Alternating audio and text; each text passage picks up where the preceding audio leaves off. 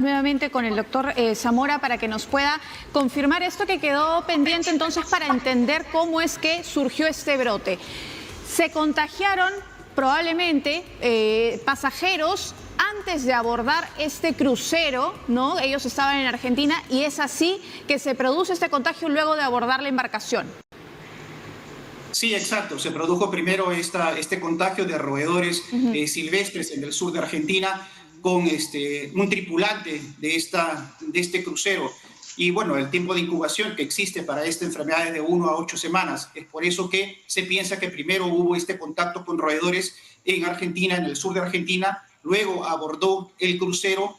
Pasado una semana empezó a desarrollar los síntomas y es ahí donde se produce el contagio de otras personas por contacto cercano. Sabemos que se trata de la cepa Andes, así que es la única cepa que se transmite de persona a persona y es por eso que resultaron afectados hasta ahora 8 tripulantes de este crucero. Ahora, doctor, el desembarque ya se va a producir en las próximas horas cuando llegue esta embarcación a Islas Canarias. Entonces, ¿cómo tener la confirmación de que cada uno de estos pasajeros a los cuales se les ha sometido a exámenes realmente no estén contagiados? Porque hay una ventana de incubación de 7 a 8 semanas que todavía no ha pasado desde este tiempo, desde que se han notificado estos primeros casos. Entonces, ¿a qué tipos de exámenes se le va a someter? ¿O van a estar en cuarentena, una vigilancia, un seguimiento a cada una de estas personas? ¿O es que de repente todavía no pueden regresar a sus países de origen? Bueno, la información que tenemos es que el día sábado probablemente esté llegando el crucero a las Islas Canarias y lo que el gobierno español va a hacer es repatriar a los tripulantes a su país de origen. Se va a hacer en todas las condiciones que eviten un posible contagio, pero hay que recordar que el contagio, la transmisión para otras personas no es como el coronavirus, que se produce un contagio amplio a través de gotículas respiratorias. En este caso, el contagio se va a producir solamente si existe un contacto estrecho y prolongado entre personas.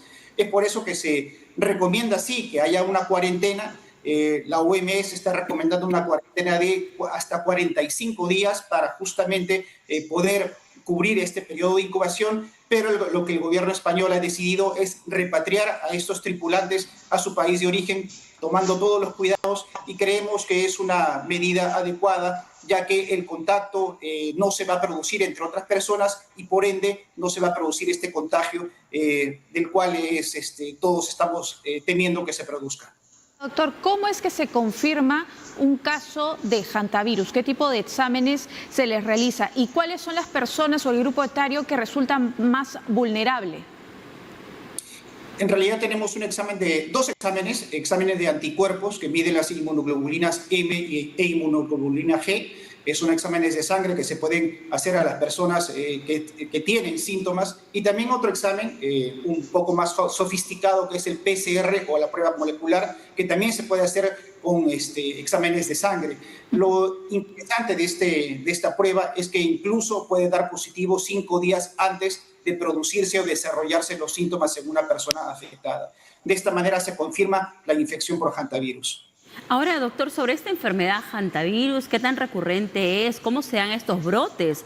¿No? Porque tenemos este posible contagio, como señala usted, en el sur de Argentina, pero ¿en qué otras partes del mundo ya se han reportado casos similares y que se ha podido controlar? O de repente, si es que no hay un control adecuado, también rápidamente se ha propagado. ¿Hay vacuna para ello? ¿La medicación también que se dispone para los pacientes que estén contagiados y esta ventana de recuperación que hay? ¿Secuelas tal vez?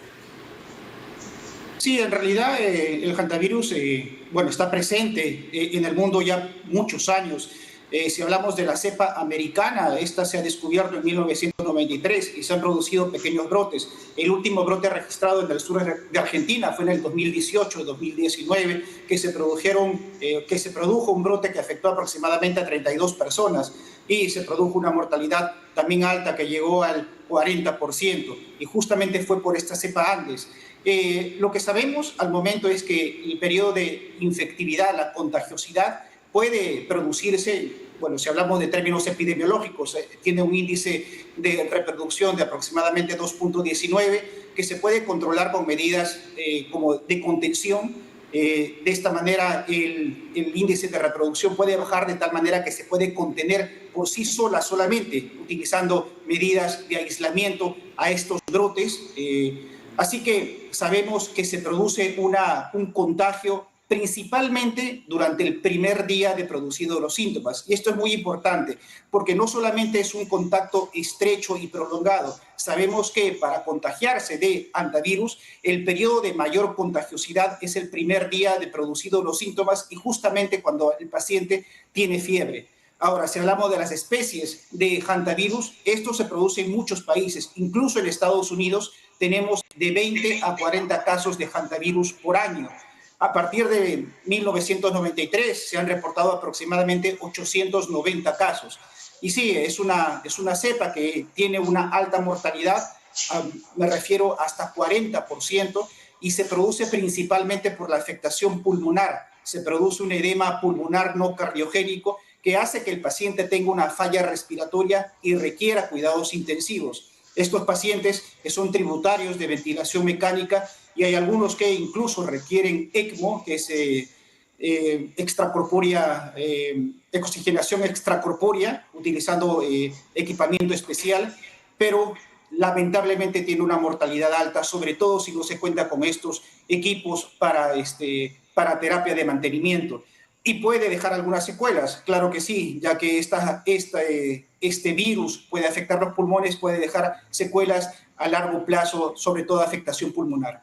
Doctor, para ir cerrando también, quisiéramos saber si en esos casos que se han producido, los antecedentes que se tiene a nivel mundial, ¿a qué personas suele afectar principalmente? Quizás personas que tengan algún tipo de comorbilidad o puede ser a cualquier persona en realidad.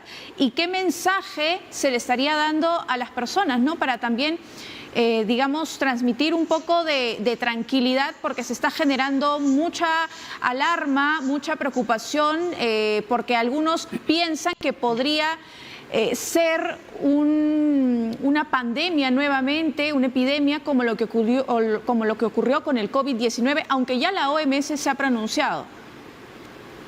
Sí, en realidad las personas, puede ser afectada cualquier tipo de persona del grupo etario, pero posiblemente los que tengan más riesgo siempre son las personas vulnerables, me refiero a las personas mayores y con comorbilidades. Hay que recordar que en los brotes del brote de Argentina que describo también se afectaron algunos personal de salud, ya que tuvieron contacto estrecho con los pacientes afectados.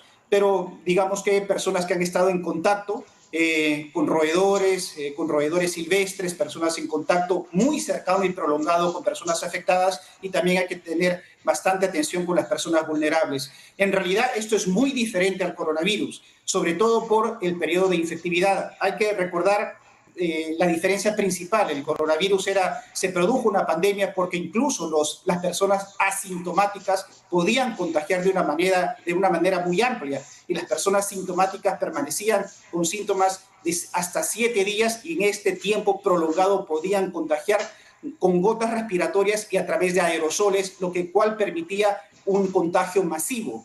Esto no se produce con el hantavirus. Hay que tener un contacto muy estrecho y el periodo de contagiosidad es muy corto. Así que lo que podemos decir es que esto no va a producir una pandemia. El riesgo, según la OMS, es extremadamente bajo y creemos que con medidas de contención esto puede remitir o puede quedar confinado a un cierto grupo de personas. No hay que asustarnos si existen algunos casos que pueden haber, porque ha habido contacto cercano en el crucero y en algunas aerolíneas también, pero esto no va a producir una pandemia.